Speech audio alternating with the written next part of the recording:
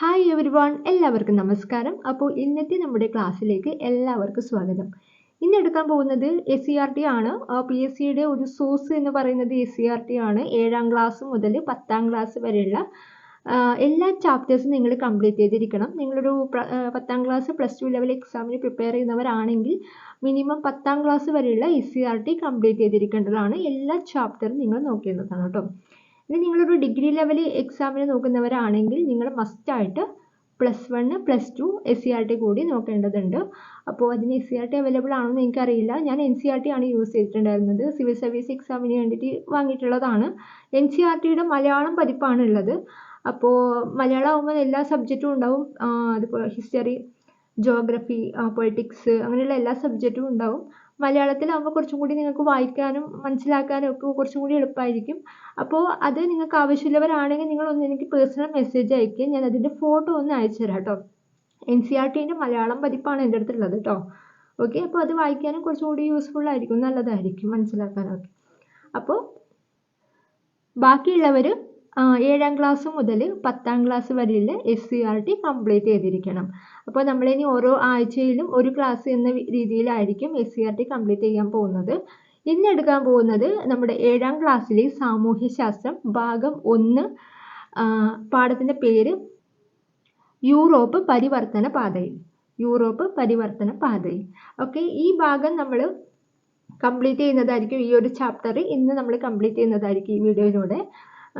ആദ്യം ഞാനൊന്ന് ആ ചാപ്റ്റർ നിങ്ങളെ പരിചയപ്പെടുത്തുകയാണ് ഉണ്ടാകുന്നത്. അതായത് ഇമ്പോർട്ടൻ്റ് ആയിട്ടുള്ള കാര്യങ്ങളൊക്കെ ഞാൻ പറയും. അതിനുശേഷം ഈ പാഠത്ത് ചോദിക്കുന്ന പോയിന്റ് ആയിട്ട് ഞാൻ ഓരോ കാര്യങ്ങളും പറയുന്നതായിരിക്കും, കോഡ് ഉപയോഗിച്ച് പറയുന്നതായിരിക്കും.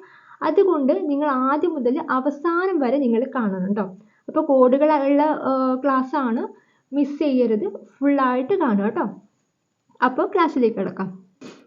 യൂറോപ്പ് പരിവർത്തന പാതയിൽ. ഓക്കെ, ഇതാണ് നമ്മുടെ ചാപ്റ്ററിൻ്റെ പേര്. ഓക്കെ, ചാപ്റ്റർ തുടങ്ങുന്ന സമയത്ത് ആദ്യം ഒരു പിക്ചറാണുള്ളത്. ഹഗിയ സോഫിയ എന്ന് പറയുന്ന ഒരു ചരിത്ര സ്മാരകത്തിൻ്റെ പിക്ചറാണ്. ഞാനൊന്ന് വായിക്കാം, ഒന്ന് കേട്ടു പോവാം. ചിത്രത്തിൽ കാണുന്ന ഹഗിയ സോഫിയ ലോകത്തിലെ ചരിത്ര സ്മാരകങ്ങളിൽ ഒന്നാണ്. ഈ സ്മാരകം AD 6ാം നൂറ്റാണ്ടിലാണ് പണി കഴിപ്പിച്ചത്. ഇന്ന് തുർക്കിയിൽ ഒരു ചരിത്ര സ്മാരകമായി ഇത് നിലനിൽക്കുന്നുണ്ട്. അപ്പോൾ തുർക്കിയിലാണുള്ളതെന്ന് ഓർക്കുക. മനോഹരമായ വാസ്തുവിദ്യയുടെ ഉത്തമ മാതൃകയായ ഹഗിയ സോഫിയയെ പോലെയുള്ള നിരവധി ചരിത്ര ശേഷിപ്പുകൾ കോൺസ്റ്റാന്റിനോപ്പിളിലുണ്ട്. ഇത്തരം ചരിത്ര സ്മാരകങ്ങൾ നിലനിന്നിരുന്ന കോൺസ്റ്റാന്റിനോപ്പിളിന് ലോക ചരിത്രത്തിലുള്ള പ്രാധാന്യത്തെപ്പറ്റി നിങ്ങൾക്കറിയാമോ എന്നാണ് ചോദിക്കുന്നത്. അപ്പോൾ ഇവിടെ നമുക്ക് വേണ്ട പോയിന്റ് എന്ന് പറയുന്നത് ഹഗിയ സോഫിയ ആണ്.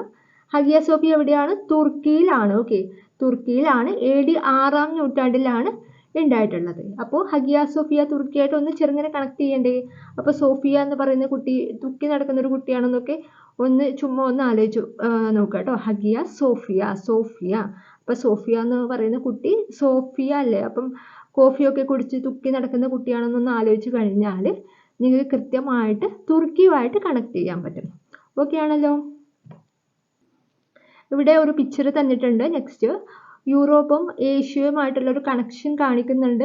അതിൻ്റെ പേരാണ് കോൺസ്റ്റാന്റിനോപ്പിൾ കേട്ടോ. യൂറോപ്പും ഏഷ്യയും തമ്മിലുള്ളൊരു കണക്ട് ചെയ്യുന്ന ഒരു സ്ഥലമാണ് കോൺസ്റ്റാന്റിനോപ്പിൾ. അവിടെയാണ് പണ്ട് തുർക്കികൾ വന്ന് അത് കീഴടക്കിയത്. അതോട് കൂടിയിട്ട് യൂറോപ്യന്മാരും ഏഷ്യയും തമ്മിലുള്ള ഒരു കച്ചവട ബന്ധമൊക്കെ അതോടെ ക്ലോസ് ആയിട്ടുണ്ട്. അപ്പോൾ നമുക്ക് പിക്ചർ ഒന്ന് കാണാൻ നോക്കുക. ഓക്കെ, അപ്പോൾ നമുക്കൊന്ന് വായിക്കാം. ഭൂപടത്തിൽ കോൺസ്റ്റാന്റിനോപ്പിളിൻ്റെ സ്ഥാനം ശ്രദ്ധിക്കൂ. കിഴക്കൻ റോമ സാമ്രാജ്യത്തിൻ്റെ തലസ്ഥാനമായിരുന്നു കോൺസ്റ്റാന്റിനോപ്പിൾ. അപ്പോൾ കോൺസ്റ്റാന്റിനോപ്പിളിൻ്റെ ഇപ്പോഴത്തെ പേരാണ് ഇസ്താംബൂൾ. ഇസ്താംബൂൾ ഇമ്പോർട്ടൻ്റ് ആണ്. കോൺസ്റ്റാന്റിനോപ്പിളിൻ്റെ ഇപ്പോഴത്തെ പേരാണ് ഇസ്താംബൂൾ.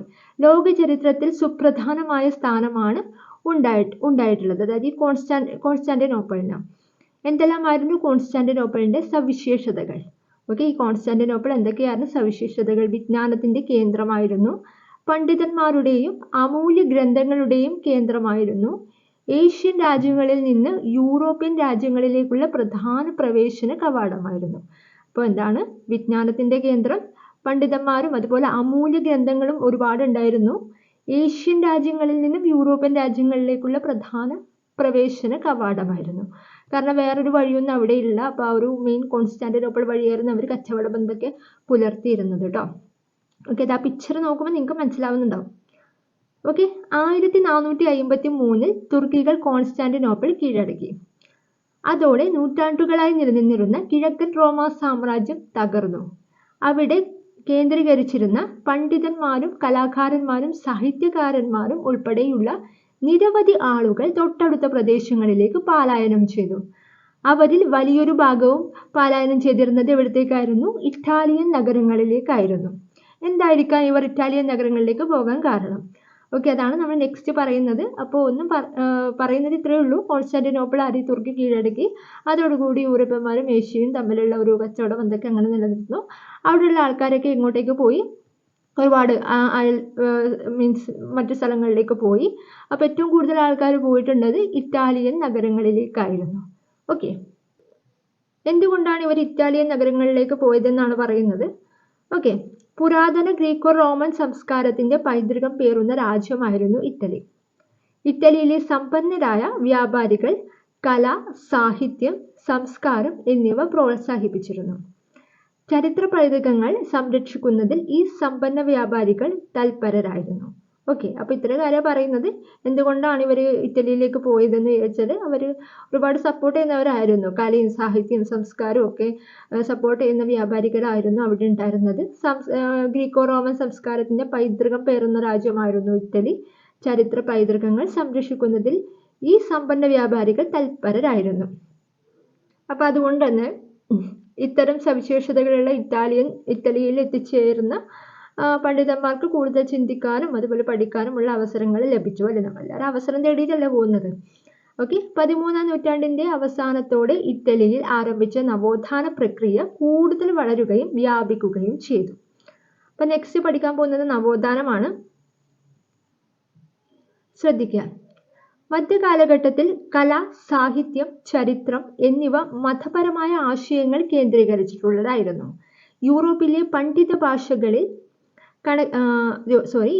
പണ്ഡിത ഭാഷകളായി കണക്കാക്കപ്പെട്ടിരുന്നത് ലാറ്റിൻ അഥവാ ലത്തീൻ, ഗ്രീക്ക് എന്നിവയായിരുന്നു. അപ്പോൾ പണ്ഡിത ഭാഷകളായിട്ട് കണക്കാക്കിയിരുന്നവയാണ് ലാറ്റിനും ഗ്രീക്കും. ഈ ഭാഷകളിലായിരുന്നു കൃതികൾ രചിച്ചിട്ടുണ്ടായിരുന്നത്. എന്നാൽ 13ാം നൂറ്റാണ്ടിന്റെ തുടക്കത്തോടെ ലാറ്റിൻ, ഗ്രീക്ക് എന്നീ ഭാഷകൾക്ക് പകരം ഇംഗ്ലീഷ്, സ്പാനിഷ്, ഫ്രഞ്ച് തുടങ്ങിയ പ്രാദേശിക ഭാഷകളിൽ കൃതികൾ രചിക്കാൻ തുടങ്ങി. സാധാരണ മനുഷ്യരുടെ ജീവിതമായിരുന്നു അവരുടെ മെയിൻ ആയിട്ടുള്ള ആശയം, കൃതികളിലെ ആശയം. ഇതോടെ മതപരമായ ആശയങ്ങൾക്ക് പകരം മനുഷ്യ ജീവിതത്തിന് പ്രാധാന്യം ലഭിക്കുന്ന തരത്തിൽ സാഹിത്യത്തിന്റെ ഉള്ളടക്കം മാറി. സമാനമായ മാറ്റങ്ങൾ ചിത്രകല, ശില്പവിദ്യ തുടങ്ങിയ മേഖലകളിലും ഉണ്ടായി. ഇത്തരത്തിൽ മനുഷ്യ ജീവിതത്തിന് പ്രാമുഖ്യം കൊടുത്തുകൊണ്ടുള്ള കാഴ്ചപ്പാടിനെയാണ് മാനവികത എന്ന് പറയുന്നത്. അപ്പോൾ സിമ്പിൾ ആയിട്ടുള്ള കാര്യമാണ്. മുന്നേ ഉണ്ടായിരുന്നത് കലയും സാഹിത്യം ചരിത്രമൊക്കെ മതത്തിനെ ബേസ് ചെയ്തിട്ടുള്ളതായിരുന്നു, മതപരമായ ആശയങ്ങൾ സ്പ്രെഡ് ചെയ്യാൻ വേണ്ടിയിട്ട്. അപ്പോൾ അവരുടെ ഭാഷ എന്ന് പറയുന്നത് ആദ്യകാലത്ത് ലാറ്റിനും അതുപോലെ ഗ്രീക്ക് ഭാഷയൊക്കെ ആയിരുന്നു. പിന്നീട് ഒരു ചേഞ്ച് വന്ന് ആൾക്കാരൊക്കെ കൂടിയല്ലോ. അപ്പോൾ ചേഞ്ച് വന്ന് സ്വാഭാവികമായിട്ടും ലാറ്റിനും ഗ്രീക്കും ഒക്കെ ഒന്ന് മാറി ഇംഗ്ലീഷ്, സ്പാനിഷ്, ഫ്രഞ്ച് മീൻസ് അവിടുത്തെ ആൾക്കാർക്ക് മനസ്സിലാക്കാൻ പറ്റുന്ന കുറച്ച് ഭാഷകൾ വന്നു.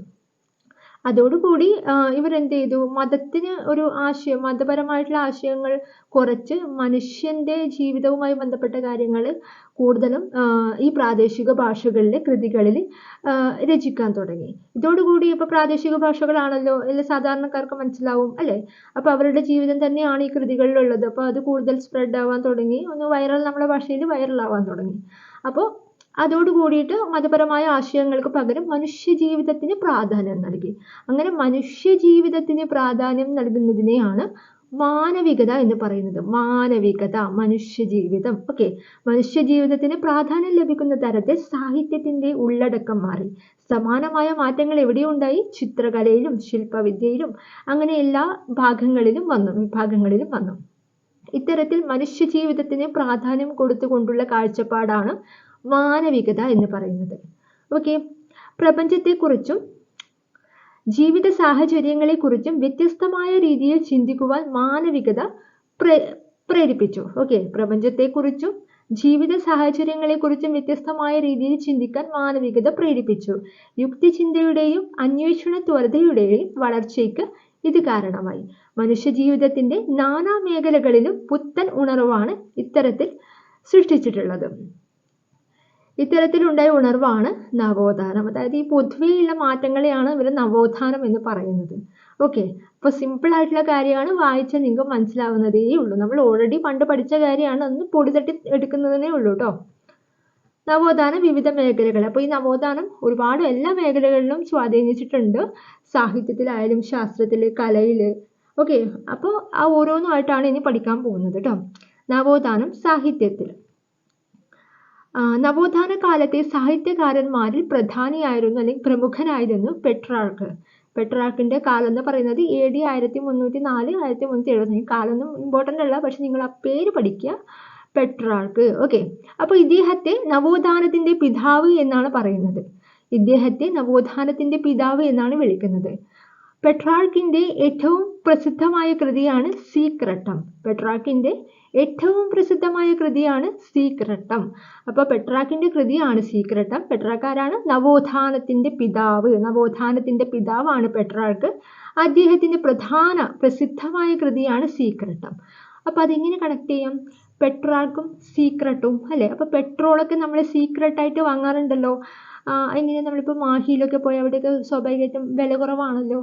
ഓക്കെ, അപ്പോൾ യൂണിയൻ ടെറിട്ടറി അല്ലേ, അപ്പോൾ അവിടെയൊക്കെ പോയി കഴിഞ്ഞാൽ പെട്രോൾ നമ്മൾ സീക്രട്ടായിട്ട് വാങ്ങുന്നൊക്കെ ഒന്ന് ആലോചിക്കുക. അപ്പോൾ അതുമായിട്ടൊന്ന് കണക്ട് ചെയ്താൽ പെട്രാർക്ക് സീക്രട്ടുമായിട്ട് നമുക്ക് കണക്ഷൻ കിട്ടും. ഓക്കെ, സിമ്പിളാണ്, നമുക്ക് വളരെ ഈസി ആയിട്ട് പഠിക്കാവുന്നതേ ഉള്ളൂ. അപ്പോൾ ഇവിടുത്തെ പോയിന്റ് എന്ന് പറയുന്നത് നവോത്ഥാനത്തിന്റെ പിതാവ് പെട്രാർക്കാണ്. അദ്ദേഹത്തിന്റെ കൃതി സീക്രട്ടമാണ്. ഈ കാലഘട്ടത്തിൽ സാഹിത്യകാരന്മാരിൽ ചിലരുടെ ചിത്രങ്ങൾ ചുവടെ കൊടുത്തിരിക്കുന്നു. ചിത്രങ്ങളും പുസ്തകങ്ങളുമാണ് നമുക്ക് താഴെ തന്നിട്ടുള്ളത്. എല്ലാവരുടെ കാര്യം പഠിക്കണം. Dante divine comedy. ദാന്തെ എന്ന് പറയുന്ന ഒരു മനുഷ്യൻ, അദ്ദേഹത്തിൻ്റെതാണ് ഡിവൈൻ കോമഡി. ബൊക്കാച്ചിയോ ദക്കാമറൻ കഥകൾ. Cervantes Don Quixote. Erasmus in praise of holy. അപ്പോൾ ഇത് ഓരോന്നും നമ്മൾ പഠിക്കേണ്ടതുണ്ട്. ആദ്യത്തേത് ദാന്തെയാണ്, ഡിവൈൻ കോമഡി അല്ലേ. അപ്പോൾ അത് ഞാൻ ഒരു ചെറിയ കണക്ഷൻ പറയാം, ശ്രദ്ധിക്കുക. Dante divine comedy. അപ്പോൾ ദാന്തെ എന്ന് പറയുമ്പോൾ നമുക്ക് ദന്തം എടുക്കാമല്ലോ, ദന്തം, പല്ല്. ഓക്കെ, ഈ പല്ല് കൊണ്ടാണ് വൈനൊക്കെ കുടിക്കുന്നത് എന്നൊന്ന് ആലോചിക്കുക. പല്ല് wine. Okay, divine comedy. Dante divine comedy. Next Boccaccio Decameron. അപ്പോൾ ബൊക്കാച്ചി എന്ന് പറയുമ്പോൾ ഞാൻ ബുക്ക് ആയിട്ടാണ് എടുത്തത്. ബുക്ക് കിട്ടുന്നുണ്ടല്ലോ. അപ്പോൾ ഈ ബുക്കൊക്കെ നമ്മൾ മറന്നു പോകും. ബുക്കൊക്കെ പഠിച്ചു കഴിഞ്ഞാൽ മറന്നു പോകുന്ന ആലോചിച്ചാൽ മതി. അപ്പോൾ ബൊക്കാച്ചിയോ എന്ന് പറയുമ്പോൾ ബുക്കൊക്കെ പഠിച്ചു കഴിഞ്ഞാൽ മറന്നു പോകും. ദക്കാമറൻ കഥകൾ. Okay, next Cervantes Don Quixote. Cervantes sir Don ആണെന്ന് ആലോചിക്കുക, എല്ലാവരും ക്വിക്ക് ചെയ്യുമെന്ന് ആലോചിക്കുക. സാറ് ഡോൺ ആണ്, എല്ലാവരും കിക്ക് ചെയ്യുമെന്ന് ആലോചിച്ചാൽ മതി. Cervantes Don Quixote. Last one Erasmus in praise of holy. ഫോളിയാണ് folly. Erasmus in praise of folly. അപ്പോൾ ഇറാസ്മസ് എന്ന് പറയുമ്പോൾ ഇറയാണ് എടുത്തിട്ടുള്ളത്. ഇറ എന്ന് പറയില്ലേ നമ്മൾ, ഓരോ ഇറ. ഓക്കെ, അങ്ങനെ ഒന്ന് അടിക്കുക, ഇറ. ഓക്കെ, അപ്പം ഫോളി എന്നാണ് ഞാൻ കണക്ട് ചെയ്തിട്ടുള്ളത്. ഹോളിയൊക്കെ ഇല്ലേ. അപ്പോൾ ഹോളീൻ്റെ ഇറ എന്നൊക്കെ ഒന്ന് ആലോചിക്കുക. ഹോളീൻ്റെ ഇറ, ഹോളി ആഘോഷിക്കുന്ന ഇറ എന്നൊക്കെ ഒന്ന് ആലോചിച്ചാൽ മതി. അപ്പോൾ പെട്രാർക്ക് നമ്മൾ നേരത്തെ പറഞ്ഞിട്ടുണ്ടായിരുന്നു, സീക്രട്ടമാണ് അദ്ദേഹത്തിൻ്റെ കൃതി. ദാന്തെയുടെ കൃതി ഡിവൈൻ കോമഡി. ദാന്തെ ദന്തം, wine. Okay, divine comedy. Boccaccio Decameron കഥകൾ. ബൊക്കാച്ചിയോ ബുക്ക് മറന്നു പോകുന്ന ആലോചിക്കുക. Cervantes Don Quixote. Cervantes sir Don ആണ്, എല്ലാവരും കിക്ക് ചെയ്യുന്നൊന്ന് ആലോചിക്കുക. Erasmus in praise of folly. എന്തിൻ്റെ?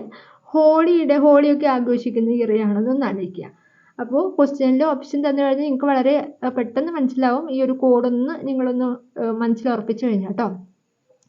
നെക്സ്റ്റ് നവോത്ഥാനം കലയിൽ അല്ലേ, കലകളിൽ.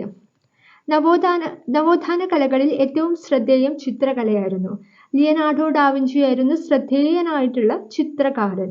മൊണാലിസ, അവസാനത്തെ അത്താഴം എന്നിവയാണ് അദ്ദേഹത്തിൻ്റെ പ്രശസ്തങ്ങളായ ചിത്രങ്ങൾ. അപ്പോൾ മൊണാലിസ ഇമ്പോർട്ടൻ്റ് ആണ്, അവസാനത്തെ അത്താഴം. അപ്പം മൊണാലിസയൊക്കെ നമുക്കറിയാം എന്തൊക്കെയോ നിഗൂഢതകൾ ഉണ്ടെന്നൊക്കെ പറയുന്നില്ലേ. അപ്പം നമുക്ക് ആ ഒരു ഫോട്ടോ എടുത്തു കഴിഞ്ഞാൽ നമുക്ക് എന്തൊക്കെയോ മുയലും എന്തൊക്കെയോ ജീവികളൊക്കെ ഉള്ളതുപോലെയൊക്കെ നമുക്ക് തോന്നാറുണ്ട് അല്ലേ. അപ്പോൾ അത്രയും ഒരു നല്ലൊരു കലയാണത് അല്ലേ.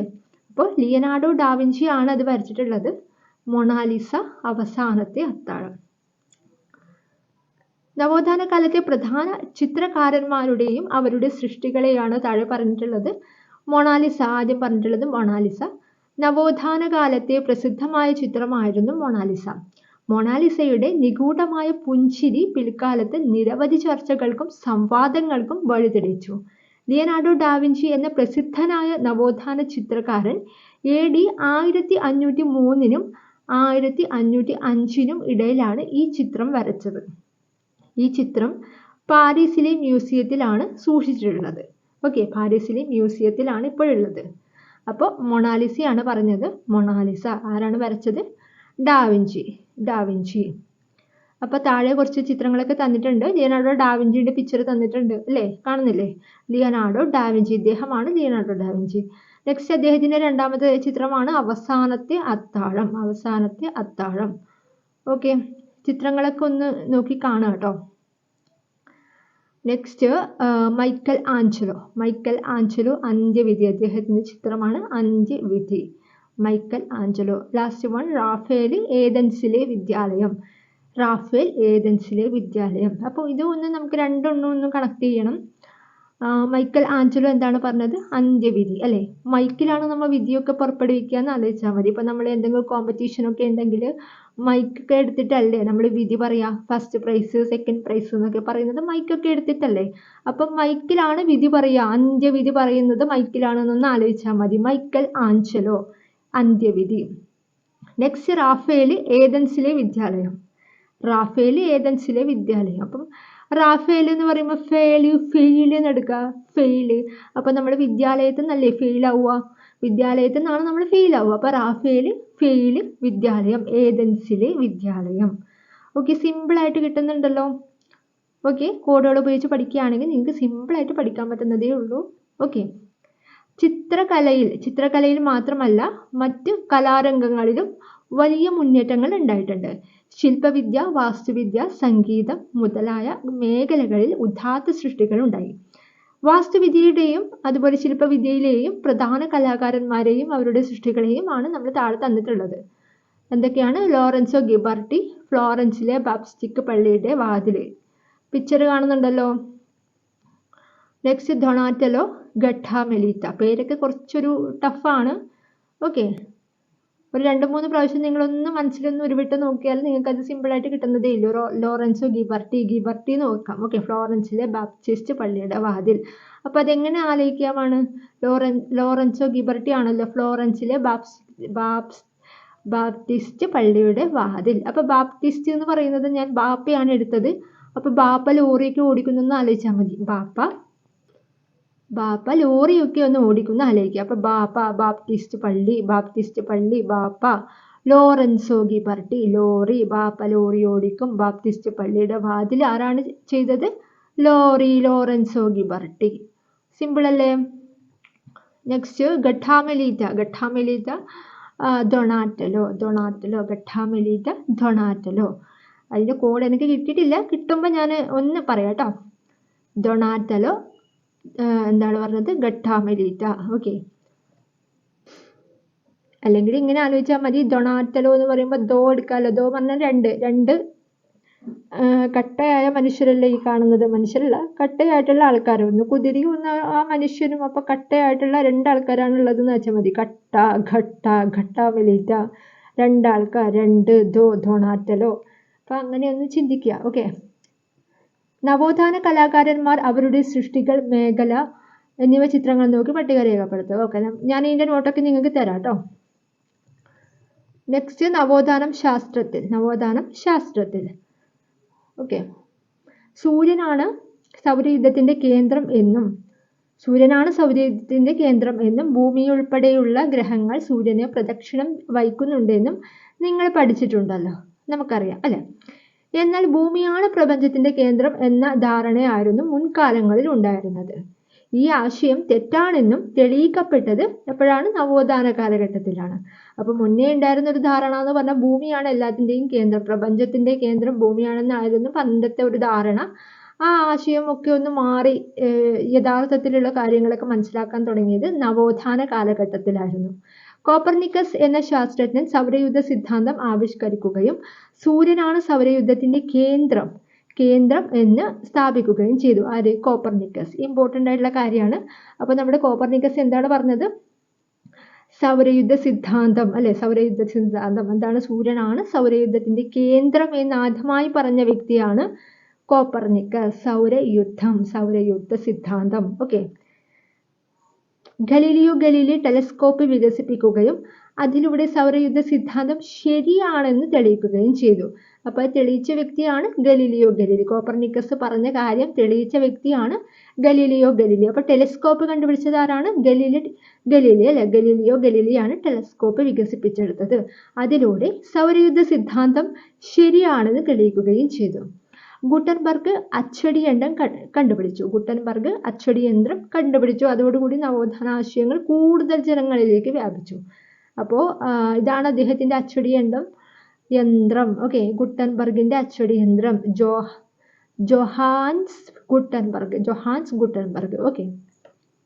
അപ്പോൾ അതൊന്ന് ഓർത്തെടുക്കണം. ഗുട്ടൻബർഗ് അച്ചടിയന്ത്രം. അപ്പോൾ ഓക്കെ, അച്ഛനൊക്കെ അടിക്കുന്നത് ബർഗറിന് വേണ്ടിയിട്ടാണ് നോക്കൊന്ന് ആലോചിക്കുക. അച്ഛൻ അടിക്കുന്നത് ബർഗറിന് വേണ്ടിയിട്ടാണ് നോക്കൊന്ന് ആലോചിക്കുക. അപ്പം അച്ഛൻ അടിക്കുന്നത് ബർഗറിന് വേണ്ടിയിട്ട്. അപ്പോൾ ഗുട്ടൻബർഗ് എന്നൊക്കെ ആയിട്ടൊന്ന് കണക്ട് ചെയ്യാൻ പറ്റും. ഓക്കെ. നെക്സ്റ്റ് അച്ചടിയുടെ കഥ. അപ്പോൾ അച്ചടിയുടെ കഥ 1439 ജർമ്മനിയിലെ ലോഹപ്പണിക്കാരനായിരുന്ന ജോഹാൻസ് ഗുട്ടൻബർഗിനാണ് അച്ചടിയന്ത്രം കണ്ടുപിടിച്ചത്. മരം കൊണ്ട് നിർമ്മിച്ച ഇളക്കി മാറ്റാവുന്ന അക്ഷരങ്ങൾ ഉപയോഗിച്ചായിരുന്നു ഈ യന്ത്രം നിർമ്മിച്ചത്. അപ്പോൾ ആദ്യത്തെ കാര്യമാണ് പറയുന്നത് കേട്ടോ. അച്ചടിയന്ത്രത്തിന്റെ കണ്ടുപിടുത്തം വായനയുടെ പുതിയ ലോകം തുറന്നു. നവോത്ഥാന കാലഘട്ടത്തിൽ മനുഷ്യരുടെ ആശയവിനിമയത്തിൽ ഇത് വിപ്ലവകരമായ മാറ്റങ്ങൾക്ക് കാരണമായി. ഗുട്ടൻബർഗിന്റെ അച്ചടി സാങ്കേതിക വിദ്യ ലോകത്തിന്റെ ഇതര ഭാഗങ്ങളിലേക്കും വ്യാപിച്ചു. വിജ്ഞാനത്തിന്റെ വ്യാപനത്തിന് അച്ചടിയന്ത്രത്തിന്റെ കണ്ടുപിടുത്തം വലിയ സംഭാവനയാണ് നൽകിയത്. ഓക്കെ. നെക്സ്റ്റ് പറയുന്നത് മതനവീകരണമാണ്. നവോത്ഥാന ആശയങ്ങൾ മതരംഗത്തും സ്വാധീനം ചെലുത്തിയിട്ടുണ്ടായിരുന്നു. 16ാം നൂറ്റാണ്ടിൽ യൂറോപ്പിലെ ക്രൈസ്തവ സഭയിൽ ഉണ്ടായ പരിഷ്കരണം മതനവീകരണം എന്നറിയപ്പെടുന്നു. അപ്പോൾ എവിടെയാണ് ഉണ്ടായത്? യൂറോപ്പിൽ എവിടെയാണ്? ജർമ്മനിയിലാണ് ആരംഭിച്ചത്. ജർമ്മനിയിലാണ് ഇത് ആരംഭിച്ചത്. ഇവിടെ മതനവീകരണത്തിന് നേതൃത്വം കൊടുത്തത് മാർട്ടിൻ ലൂതർ എന്ന വ്യക്തിയായിരുന്നു. അപ്പോൾ നവോത്ഥാനം അല്ലെ, മതനവീകരണമാണ് പറയുന്നത്. നവോത്ഥാനം എങ്ങനെയാണ് മതനവീകരണത്തിൽ എഫക്റ്റ് ആയിട്ടുള്ളത് അല്ലെ? നവോത്ഥാന ആശയങ്ങൾ മതരംഗത്തും സ്വാധീനം ചെലുത്തിയിട്ടുണ്ടായിരുന്നു. 16ാം നൂറ്റാണ്ടിൽ യൂറോപ്പിലെ ക്രൈസ്തവ സഭയിൽ ഉണ്ടായ പരിഷ്കരണം മതനവീകരണം എന്നറിയപ്പെടുന്നു. ജർമ്മനിയിലാണ് ഇത് ആരംഭിച്ചത്. മതനവീകരണം.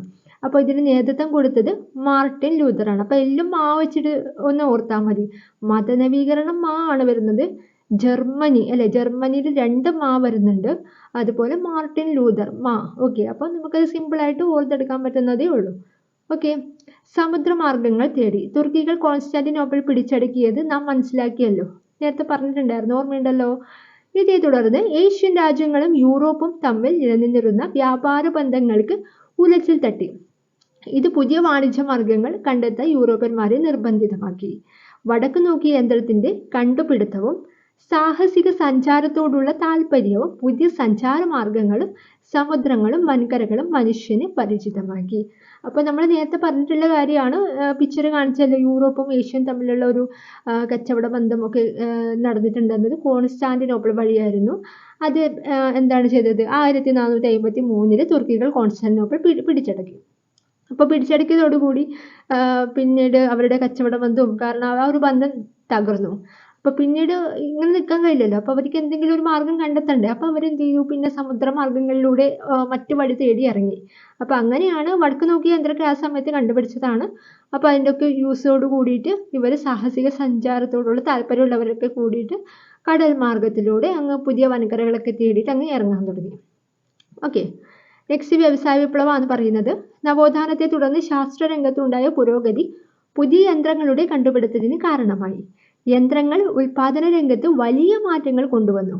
ഇത് ഉൽപാദനം 10 മടങ്ങ് വർദ്ധിപ്പിക്കുന്നതിന് കാരണമായി.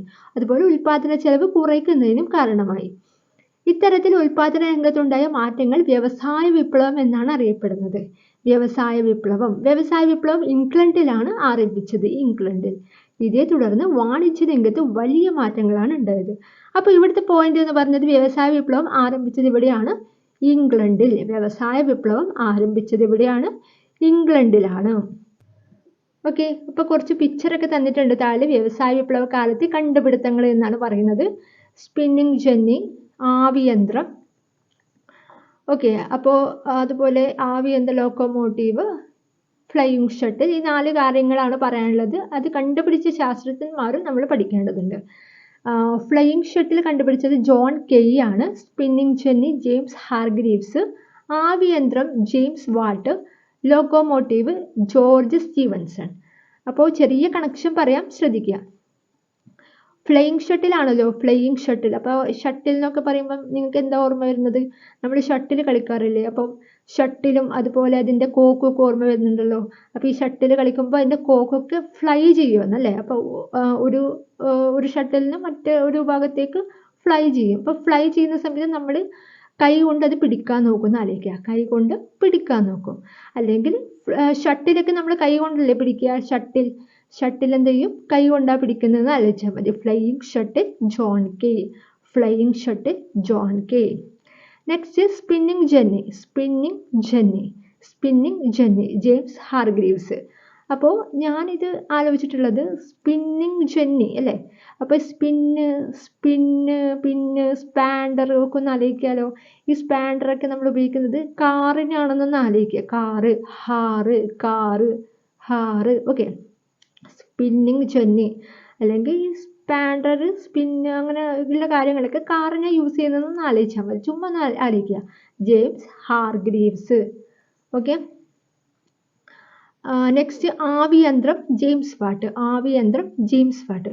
അപ്പോൾ ആവിയന്ത്രം എന്നൊക്കെ പറയുമ്പോൾ ഈ പുറത്തുള്ള ആൾക്കാർക്ക് ആവിയന്ത്രം എന്നൊന്നും അറിയുന്നുണ്ടാവില്ല അല്ലേ? അപ്പോൾ അവർ ചോദിക്കുക എന്താണ് ആവിയന്ത്രോ, വാട്ട് എന്ന് ചോദിക്കും അല്ലേ? അപ്പോൾ ഒരു വാട്ട് എന്നുള്ള ഒരു ക്വസ്റ്റ്യൻ നമ്മൾ ഒന്ന് ആലോചിക്കുക. അപ്പോൾ ജെയിംസ് വാട്ട്. ഓക്കെ, ആവിയന്ത്രം കണ്ടുപിടിച്ചത് ആരാണ്? വാട്ട് അല്ലേ? James Watt. Next locomotive George Stephenson. അപ്പോൾ ലോക്കലാണ്, സ്റ്റീവൻ്റെ സണ്ണ് ഭയങ്കര ലോക്കൽ മനുഷ്യനാണെന്ന് ആലോചിക്കുക. Locomotive George Stephenson. അപ്പോൾ സ്റ്റീവൻ്റെ സണ്ണ് ലോക്കൽ ചെക്കനാണെന്ന് ആലോചിച്ചാൽ മതി, ലോക്കോമോട്ടീവ്. അപ്പോൾ ഫ്ലൈയിങ് ഷട്ടിൽ പറഞ്ഞു, ഷട്ടിൽ കൈ കൊണ്ടാ പിടിക്കുക, ജോൺ കെയ്. സ്പിന്നിങ് ജെന്നി സ്പിന്നറൊക്കെ ഉപയോഗിക്കുന്നത് അല്ലെങ്കിൽ സ്പാൻഡറൊക്കെ ഉപയോഗിക്കുന്നത് കാറ് നോക്കാനാണ്, ഹാർഗ്രീവ്സ്, ജെയിംസ് ഹാർഗ്രീവ്സ്. അല്ലെങ്കിൽ ഒരു കാര്യം ആലോചിക്കുക, സ്പിന്നിങ് ജെന്നി പന്നി അല്ലെ? സ്പിന്നിങ് പന്നി ഒന്ന് ആലോചിക്കാമല്ലോ. അപ്പോൾ പന്നിയുടെ ഗ്രേവി എന്ന് ആലോചിച്ചൂടെ നിങ്ങൾക്ക്? പന്നിക്കറിയുടെ മീൻസ് വെറുതെ ഒന്ന് ആലോചിക്കുക കേട്ടോ, പന്നിക്കറിയുടെ ഗ്രേവി. അപ്പോൾ ഗ്രീവ്സ്. ഓക്കെ, ചുമ്മാ ഒന്ന് കണക്ട് ചെയ്യാം. നെക്സ്റ്റ് ആവിയന്ത്രം ജെയിംസ് വാട്ട്. ആവിയന്ത്രം അല്ലേ? വാട്ട്, ആവി. ഓക്കെ, അന്നേരം വാട്ട് വരും. Okay, James Watt. Last one locomotive എന്താണ്? George Stephenson. ലോക്കലാണ്, സ്റ്റീവൻ്റെ സൺ ലോക്കൽ വെഞ്ചറാണ് നോക്കുക, ആലോചിക്കുക. ശാസ്ത്രരംഗത്തുണ്ടായ കണ്ടുപിടുത്തങ്ങൾ ഉൽപാദന രംഗത്തെ സ്വാധീനിച്ചതെങ്ങനെ ചർച്ച ചെയ്യുക. ചുമ്മാ. അപ്പോൾ ഈ പാഠഭാഗത്തുള്ളൊരു സംഗ്രഹം ഞാൻ ഒന്ന് വായിക്കാം. നവോത്ഥാനത്തിന് തുടക്കം കുറിച്ചത് ഇറ്റലിയിലാണ്. മാനവികത നവോത്ഥാനത്തിൻ്റെ പ്രധാന സവിശേഷതയാണ്. സാഹിത്യം, കലാശാസ്ത്രം, മതം എന്നീ രംഗങ്ങളിൽ നവോത്ഥാനം സ്വാധീനം ചെലുത്തിയിട്ടുണ്ട്. കടൽ വഴിയുള്ള കച്ചവട പാതകൾ കണ്ടെത്തിയിട്ടുണ്ട്. പിന്നെ വ്യവസായ വിപ്ലവം. അപ്പോൾ ഇത്രയും കാര്യങ്ങളാണ് സംഗ്രഹം എന്നുള്ള രീതിയിൽ ഇവർ കൊടുത്തിട്ടുള്ളത്. അപ്പോൾ നമ്മുടെ ആദ്യത്തെ പാഠമാണ് നമ്മളിപ്പോൾ പഠിച്ചത്. അപ്പോൾ ഈ പാഠഭാഗത്ത് ഇമ്പോർട്ടൻ്റ് ആയിട്ടുള്ള പോയിന്റുകൾ ഞാൻ ഒന്നുകൂടി പറയാം, റിവിഷൻ എന്നുള്ള രീതിയിൽ ഒന്നുകൂടി പറയാം, ശ്രദ്ധിച്ച് കേൾക്കുക. ഓക്കെ, എൻ്റെ കൂടെ തന്നെ ഫോളോ ചെയ്യാൻ നോക്കുക കേട്ടോ. ആദ്യം നമ്മൾ എന്താ പറഞ്ഞത്? ഹഗിയ സോഫിയ അല്ലേ? തുർക്കിയിലാണുള്ളത്. AD 6-ാം നൂറ്റാണ്ടിൽ ഉണ്ടായ ഒരു സംഭവമാണ് ഹഗിയ സോഫിയ. അപ്പോൾ കോഫിയൊക്കെ കുടിച്ച് തുക്കി നടക്കുന്നു പറഞ്ഞു. അപ്പോൾ ഒരു 6 മണിയാകുമ്പോഴാണ്, ഈവനിങ് ഒരു 6 മണിയാകുമ്പോഴാണ് തുക്കി നടക്കാന്നൊക്കെ ഒന്ന് ആലോചിച്ചാൽ മതി. അപ്പോൾ ഈ കോഫിയൊക്കെ കുടിക്കുന്നത് 6 മണിക്കാണെന്ന് ചുമ്മാ ഒന്ന് ആലോചിക്കുക. AD 6-ാം നൂറ്റാണ്ടിൽ. ഓക്കെ, നെക്സ്റ്റ് പറഞ്ഞത് കിഴക്കൻ റോമ സാമ്രാജ്യത്തിൻ്റെ തലസ്ഥാനം കോൺസ്റ്റാന്റിനോപ്പിൾ ആണ്. ഇതിൻ്റെ ഇപ്പോഴത്തെ പേര് ഇമ്പോർട്ടൻ്റ് ആണ്, ഇസ്താംബുൾ അല്ലേ? അപ്പോൾ കോൺസ്റ്റാന്റിനോപ്പിളും ഇസ്താംബുളും കണക്ട് ചെയ്യാൻ എന്താ പറഞ്ഞത്? കോണ് ഇസ്താംബുൾ, കോണൊക്കെ ഇഷ്ടമാണ്, അല്ലെങ്കിൽ കോൺ ഐസ്ക്രീം ഒക്കെ ഇഷ്ടമാണ് അല്ലേ, കോൺ ഐസ്ക്രീം ഇഷ്ടമാണ്, കോൺസ്റ്റാന്റിനോപ്പിൾ ഇഷ്ടമാണ്, ഇസ്താംബുൾ. നെക്സ്റ്റ് 1453 തുർക്കികൾ കോൺസ്റ്റാന്റിനോപ്പിൾ പിടിച്ചെടുത്തു അല്ലേ. അപ്പോൾ യൂറോപ്പും റഷ്യയും തമ്മിലുള്ള ഒരു കണക്ഷനൊക്കെ പോയി, തുർക്കികൾ അവിടെ വന്നു അല്ലേ. അപ്പോൾ ഓരോരാൾ ഓരോരു ഭാഗത്തേക്ക് പോയി. കൂടുതൽ ആൾക്കാരും വന്നത് എവിടെയാണെന്ന് പറഞ്ഞത് ഇറ്റലിയിലാണ് വന്നതെന്ന് പറഞ്ഞിട്ടുണ്ട്. ഓക്കെ. നവോത്ഥാനം സാഹിത്യത്തിൽ, അതിനിടയ്ക്ക് നമ്മൾ നവോത്ഥാനം മാനവികത ഒക്കെ പറഞ്ഞിട്ടുണ്ട്. നവോത്ഥാനം സാഹിത്യത്തിൽ നമുക്ക് കുറച്ച് പേരെ പരിചയപ്പെടാനുണ്ട്. ആരൊക്കെയാണ്? നവോത്ഥാനത്തിൻ്റെ പിതാവ് പെട്രോൾക്കാണ്. പെട്രോള് നമ്മൾ എന്ത് പറഞ്ഞു? സീക്രട്ട് ആയിട്ടാണ് വാങ്ങുക അല്ലേ. അപ്പോൾ കൃതി സീക്രട്ടം. ദാന്റെ ഡിവൈൻ കോമഡി അല്ലേ, ദന്തം കൊണ്ട് പല്ല് കൊണ്ട് നമ്മൾ വൈൻ കുടിക്കും, ഡിവൈൻ കോമഡി. ബൊക്കാച്ചിയോ ദക്കാമറൻ കഥകൾ, ബൊക്കാച്ചി ബുക്കൊക്കെ എടുത്തിട്ട് മീൻസ് ബുക്കൊക്കെ നമ്മൾ മറന്നു പോകും, സ്കൂളിലൊക്കെ മറന്ന് വെക്കാറില്ല, അതുപോലെ ബുക്കൊക്കെ മറന്നു വെക്കുന്ന ആലോചിക്കാം. ദക്കാമറൻ കഥകൾ. Cervantes Don Quixote.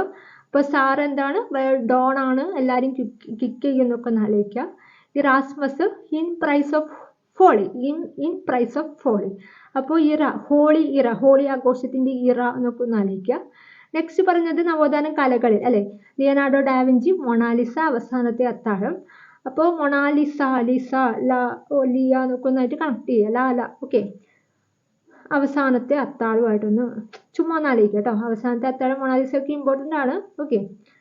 Michael Angelo അന്ത്യവിധിയാണ് അല്ലേ, മൈക്കിലൂടെയാണ് വിധി പറയുക എന്നൊക്കെ പറഞ്ഞു. റാഫേൽ ഫെയിൽ ആവുന്നത് സ്കൂളിൽ നിന്നാണ്, വിദ്യാലയത്തിൽ നിന്നാണ്, ഏതൻസിലെ വിദ്യാലയം. നെക്സ്റ്റ് വാസ്തുവിദ്യയും ശില്പകലയാണ് പറഞ്ഞിട്ടുള്ളത്. ഫ്ലോറൻസിലെ ബാപ്റ്റിസ്റ്റ് പള്ളിയുടെ വാതിൽ ആരാണ് ആക്കിയത്? ലോറൻസിയോ ഗിബർട്ടി. അപ്പോൾ ബാപ്പ പറഞ്ഞില്ലേ, ബാപ്പ ലോറിക്ക് ഓടിക്കുന്നു പറഞ്ഞത് ഓർമ്മയുണ്ടാവും അല്ലേ. ഗട്ടാമെലീറ്റ ഡൊണാറ്റലോ അല്ലേ, കട്ടക്കുള്ള 2 മനുഷ്യരാണ് ഉള്ളത്. ആ പിക്ചർ ഓർമ്മിക്കുക. ഒരു കുതിരയല്ലേ അത്, കുതിരയും ഒരു മനുഷ്യരും അതിൻ്റെ മുകളിൽ. അപ്പോൾ കട്ടക്കുള്ള 2 മനുഷ്യരാണ് ഡൊണാറ്റലോ. നെക്സ്റ്റ് ശാസ്ത്രം. ശാസ്ത്രത്തിലെ നവോത്ഥാനം കൊണ്ടുവന്ന സംഭവങ്ങളാണ് പറയുന്നത്. സൗരയുധ സിദ്ധാന്തം ആവിഷ്കരിച്ചു കോപ്പർനിക്കസ് ആണ് സൗരയുധ സിദ്ധാന്തം. സൂര്യനാണ് സൗരയുധത്തിൻ്റെ കേന്ദ്രം എന്ന് പറഞ്ഞു. അത് സ്ഥിരീകരിച്ചത് ആരാണ്? Galileo Galilei. അദ്ദേഹം ടെലസ്കോപ്പ് കണ്ടുപിടിച്ചു, അതിലൂടെ നോക്കി എല്ലാം സ്ഥിരീകരിച്ചു വെച്ചു. നെക്സ്റ്റ് അച്ചടി യന്ത്രം ഗുട്ടൻബർഗ് അല്ലേ, അച്ഛൻ ബർഗർ എന്താ പറഞ്ഞാൽ നമ്മൾ അച്ഛൻ അടിക്കുന്നത് ബർഗറിന് വേണ്ടിയിട്ടാണോ എന്നൊക്കെ പറഞ്ഞിട്ടുണ്ടായിരുന്നു. നെക്സ്റ്റ് മതനവീകരണം ആരംഭിച്ചത് ജർമ്മനിയിലാണ്. നേതൃത്വം മാർട്ടിൻ ലൂതർ. എല്ലാം മാവുമായിട്ട് കണക്ട് ചെയ്യാൻ പറഞ്ഞിട്ടുണ്ട്. മതം അല്ലേ, ജർമ്മനി 2 മാർട്ടിൻ ലൂതർ 1 ഓക്കെ. മാവുമായിട്ട് കണക്ട് ചെയ്താൽ മതി. മതനവീകരണം. നെക്സ്റ്റ് വ്യവസായ വിപ്ലവം ഇംഗ്ലണ്ടിലാണ് ആരംഭിച്ചത്. വ്യവസായം ഇംഗ്ലണ്ടിൽ. ഓക്കെ. നെക്സ്റ്റ് വ്യവസായ വിപ്ലവത്തിൻ്റെ കുറച്ച് കാര്യങ്ങളാണ്. വ്യവസായ വിപ്ലവവുമായി ബന്ധപ്പെട്ട് വന്നിട്ടുള്ള കുറച്ച് കാര്യങ്ങൾ എന്താണ്? ഫ്ലൈയിങ് ഷട്ടിൽ ജോൺ കെ ആണ്. ഷട്ടിലൊക്കെ നമ്മൾ കൈ കൊണ്ട് പിടിക്കുന്ന ആലോചിക്കുക. സ്പിന്നിങ് ജെനി ജെയിംസ് ഹാർഗ്രീവ്സ് ആണ്. സ്പാൻഡറൊക്കെ കാറുമായിട്ട് കണക്ട് ചെയ്തു. അല്ലെങ്കിൽ പന്നിക്കറി എന്താണ് പറഞ്ഞത്? നല്ല ഗ്രേവിയാണ് പന്നിക്കറിക്ക് എന്നൊക്കെ പറഞ്ഞു. ആവി യന്ത്രം, ആവി അല്ലേ. അപ്പോൾ വാട്ട്, ജെയിംസ് വാട്ട്. ലോക്കോമോട്ടീവ് ലോക്കലായിട്ടുള്ളതാണ്, സ്റ്റീവൻസൺ ലോക്കലാണ് അല്ലേ, ജോൺ സ്റ്റീവൻസൺ. അപ്പം നമ്മുടെ പാഠത്തിൽ ഒന്നാമത്തെ പാഠം നമ്മൾ കംപ്ലീറ്റ് ചെയ്തിട്ടുണ്ട്. കോഡ് ഉപയോഗിച്ചിട്ടാണ് ഇമ്പോർട്ടൻ്റ് ആയിട്ടുള്ള എല്ലാ കാര്യങ്ങളും പറഞ്ഞിട്ടുള്ളത്. അപ്പം മിസ്സാക്കരുത്. ഓക്കെ. അപ്പോൾ ക്ലാസ് കണ്ട് നന്നായി പഠിക്കുക. അപ്പോൾ നെക്സ്റ്റ് എക്സാമിന് ഈ പാഠഭാഗത്ത് നിന്ന് എന്തെങ്കിലും ഒരു ക്വസ്റ്റ്യൻ വന്നു കഴിഞ്ഞാൽ നിങ്ങൾക്ക് അത് ഉറപ്പായിട്ട് കിട്ടണം. 1 മാർക്ക് എന്ന് പറയുന്നത് ചെറുതൊന്നുമല്ല. അതിന് എത്രത്തോളം വിലയുണ്ടെന്ന് നിങ്ങൾക്ക് 1 മാർക്കിന് നിങ്ങൾക്ക് കട്ട് ഓഫ് കിട്ടാതിരുന്ന് കഴിഞ്ഞാൽ നിങ്ങൾക്ക് ആ സമയത്താണ് മനസ്സിലാവുക. അപ്പോൾ അതുകൊണ്ട് ഓരോ മാർക്കും നമുക്ക് അത്രയും ഇമ്പോർട്ടൻ്റ് ആണ്. ഓക്കെ. ഈ ഓരോ മാർക്കും ചേർന്നിട്ടാണ് 100 മാർക്കാവുന്നത് കേട്ടോ. അപ്പോൾ അതിന് വില ചെറുതല്ല. അപ്പോൾ നെഗറ്റീവ് അടിക്കാതെ നമുക്ക് ഒരു എക്സാമിൽ നല്ലൊരു സ്കോർ കിട്ടണമെങ്കിൽ അല്ലെങ്കിൽ ഒരു റാങ്ക് കിട്ടണമെങ്കിൽ നമ്മൾ എല്ലാ ഭാഗവും കംപ്ലീറ്റ് ആക്കിയിട്ട് പഠിച്ചു പോയാലും മാത്രമേ പറ്റൂ കേട്ടോ. അപ്പോൾ ഇന്നത്തെ ക്ലാസ് ഇത്രയേ ഉള്ളൂ. ക്ലിയർ ആയിട്ട് പഠിക്കുക. ഞാൻ എക്സാം വെക്കുന്നതായിരിക്കും. 20 ക്വസ്റ്റ്യൻ ഉണ്ടാവും. അപ്പോൾ അതിൽ കോഡ് വെച്ചിട്ടുള്ള ക്ലാസ്സാണ്. ഇതൊക്കെ ആരെങ്കിലും ഒന്ന് മിസ്സാക്കാൻ പാടില്ല, തെറ്റ് വരുത്താൻ പാടില്ല. അപ്പോൾ കൃത്യമായിട്ട് പഠിക്കുക. ഓക്കെ. അപ്പോൾ ഗ്രൂപ്പിൽ എക്സാം ഇടാം കേട്ടോ. ഓക്കെ എന്നാൽ ബൈ. ഇന്നത്തെ ക്ലാസ് ഇത്രയേ ഉള്ളൂ. ബൈ.